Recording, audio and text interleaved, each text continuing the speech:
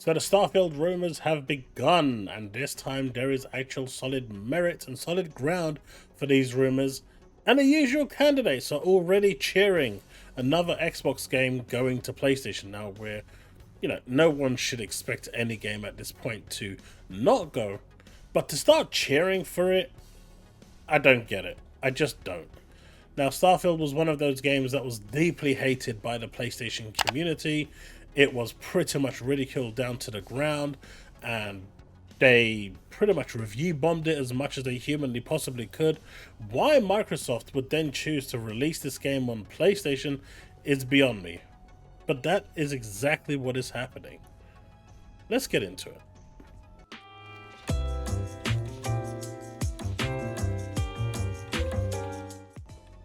So earlier today, it seems rumors were circulating that Starfield mods are now displaying the PlayStation logo on the official Creation Club website. Now, this isn't some kind of third-party website or anything like that. Now, this is the actual official website. There is no way that they are going to make this sort of a mistake on the official website. This isn't legacy code. This isn't anything of the sort, because this was created after all of that shenanigans took place, right? This came after. This whole creations engine thing was developed way after. So there's no ifs or buts about this. Microsoft just needs to come out now and just announce it with maybe a release date, and just put it out there. In a recent announcement, Bethesda revealed they have several exciting things in store for Starfield in 2025. And that exciting thing is basically not much. I don't know, is it much for Xbox fans? Not much for Xbox fans? It does seem like the Xbox updates are now being delayed in favor of a PS5 version update. Now, this isn't the first time we would have seen this. We've seen this with Sea of Pirates, where, Xbox community was begging for an anti-cheat, and it fell on deaf ears year after year. But the moment it went to PlayStation, it got an anti-cheat.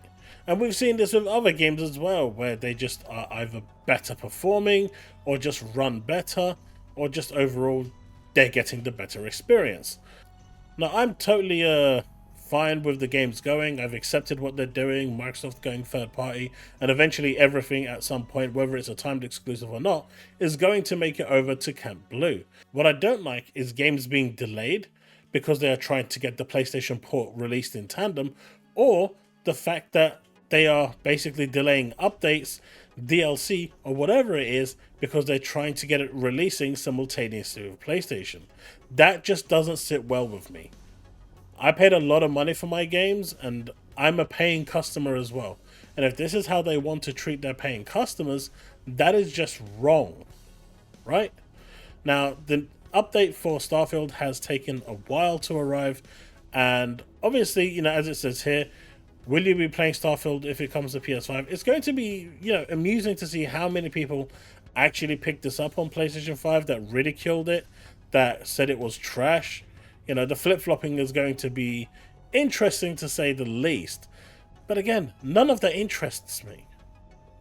None of that. What annoys me is the fact that games that I've paid for are being delayed in terms of updates or DLC or whatever it is. Even a release date. Just look at Fable and the rumors going around. Even if it's not true, there is a 50% chance that it is true. And the fact that there is that 50% chance is the problem. But over here, we've known that Starfield was eventually going to go. People said that it wouldn't go.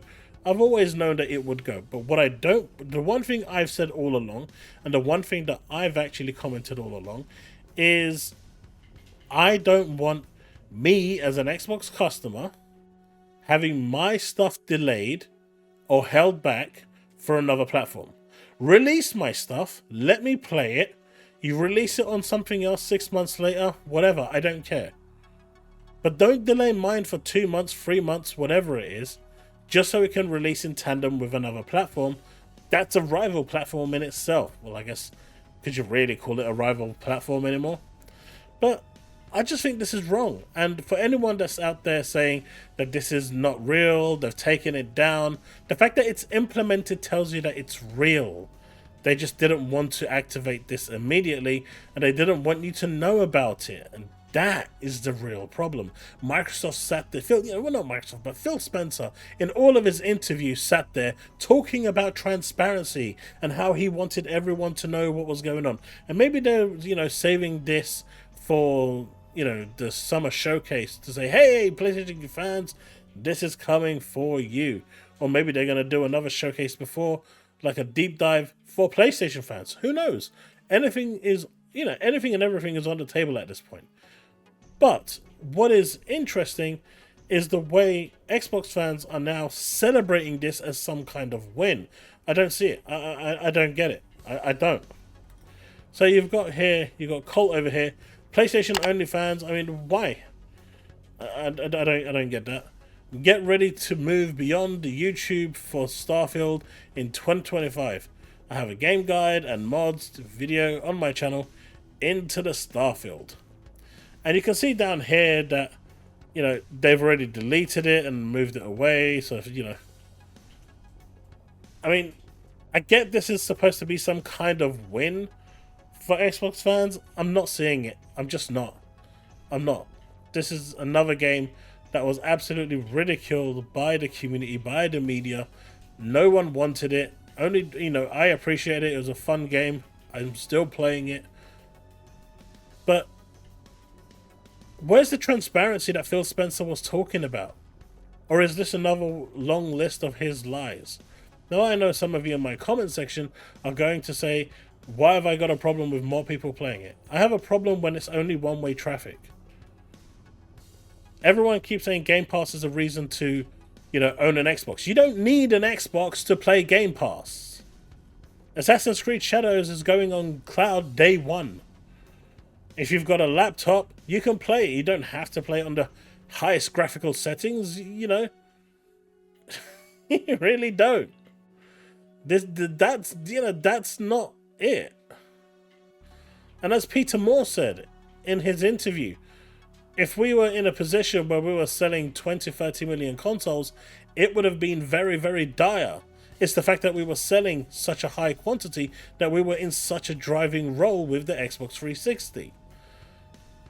Clearly, Microsoft doesn't care about console platforms anymore. They care about being everywhere. They care about their software reaching as many people. But don't forget about the people that actually paid their hard-earned money for your product. Not everyone buys their games, plays their games through the subscription. I really liked Starfield, so I bought the game. I went as far as buying the collector's edition. I really liked Indiana Jones. I bought the collector's edition. These aren't cheap. But if you're going to turn around and delay my experiences for someone else, because, as someone quite rightly, as someone was saying, they are their new customers now, that really isn't a good optic for us as Xbox customers. It just tells me that Microsoft doesn't care about me as a consumer anymore. I'm subscribed to Game Pass until the end of 2027. It'll be interesting to see what the next Xbox is going to be, or whether I'm going to transition full-time to PC at this point. I don't know. It really is going to depend on how Microsoft act. Do Microsoft still want me buying their console? Will they provide me a reason to buy their console? Or don't they just care anymore? Because right now, the way they're actually handling me as a customer, it's telling me that they don't care. If you are going to delay my games so other platforms can get it simultaneously, to me that is wrong. On many levels. And I'm not going to cheerlead here like Colt is about PlayStation getting to play the game. No, I'm not going to do that. I think they're just ludicrous. Absolutely ludicrous. But what's even more interesting is something else I found out today.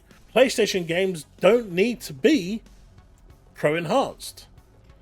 So Microsoft is actively going out of its way to make the games better run on PlayStation when they don't have to.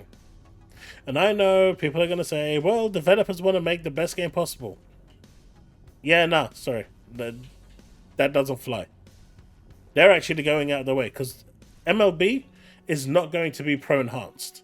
And if Sony's own first-party game, because this is technically classified as a first-party game, They're building it, whatever. This is technically classified as a first-party game. If they don't even have to do it for their own game, no one has to do it. No one has to make it pro-enhanced. So why on earth is Microsoft going out of its way to not only make games for other platforms, but actually make them better? Now, yes, I'm aware that the hardware is 4 years newer, but that still doesn't mean that they have to go out their way to make it better. Because if Sony doesn't have to do it, why are you doing it? Do you see where I'm going with this?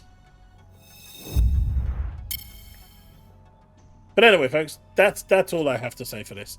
I knew Starfield was eventually going to go. It was inevitable. I just didn't expect it to go the way it did.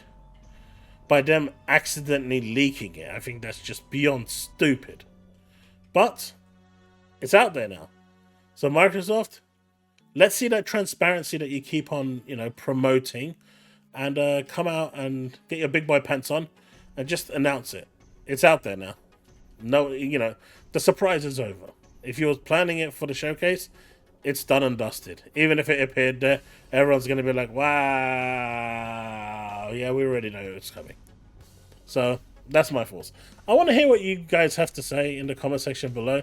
How do you feel about updates for the games you paid for or are playing through your subscription being delayed deliberately due to other platforms,